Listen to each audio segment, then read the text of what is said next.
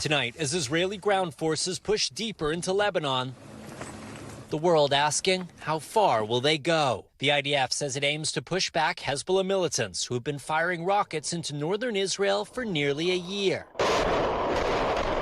targeting them in small-scale raids along the border.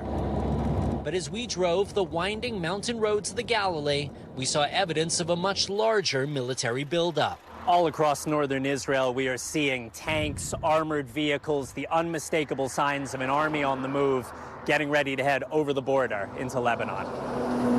It's raising fears that what Israel says is a limited offensive is instead the start of a wider assault. Are these local raids going to be enough to push Hezbollah back, or are you going to have to send in more forces? We're focusing on local raids according to intelligence, where we know there's Hezbollah infrastructure that we need to remove. And we're going after the points where we understand the proximity is dangerous and is preventing right now the possibility of Israeli civilians going back to their homes in northern Israel. Around 1 million Lebanese civilians have already been displaced by Israel's operation, according to Lebanon's government.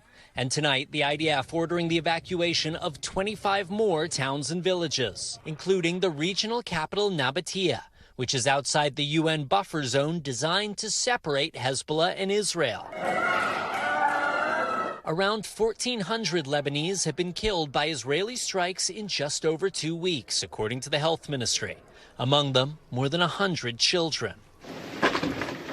The intense bombing has leveled whole neighborhoods. This is what's left of Sausan al-Halawa's home. Here is where my daughter-in-law died, and both her sons were hit, she says. Her own face still bearing bruises from the blast. Israel says the attacks have succeeded in destroying Hezbollah tunnels along the border and limiting the group's rocket fire, though not stopping it altogether. We are once again seeing Israeli Iron Dome missile interceptors launched into the air, trying to take down some of this incoming Hezbollah fire. The ground assault, not without cost. At least 9 Israeli soldiers have been killed so far, reviving memories of Israel's 1982 invasion of Lebanon.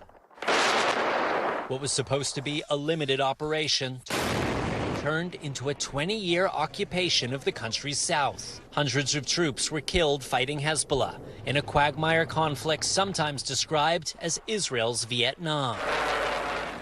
Tonight, those same border villages are once again a battlefield.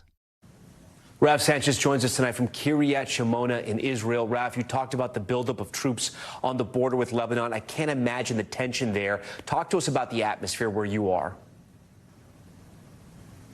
Yeah, Tom, this is Israel's northernmost city. So Lebanon is just the other side of that mountain ridge. And you can probably see the bright lights behind me, but this is a ghost town. All or most of the 22,000 residents of Kiryat Shimona have been evacuated. And pretty much the only movement we're seeing in the city are Israeli forces moving around. Now, it is quiet right now, but all day we've been hearing the sound of outgoing Israeli artillery fire, shells being fired into Lebanon. In just the last few minutes, we've been hearing what sounds like machine gun fire. So it is a reminder, the fighting is very, very close. Israel says the whole point of this ground offensive is to make it safe for its civilians to return to places like this.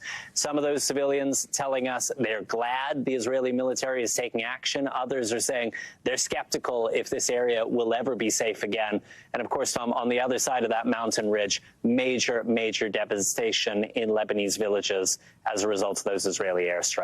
Thanks for watching. Stay updated about breaking news and top stories on the NBC News app or follow us on social media.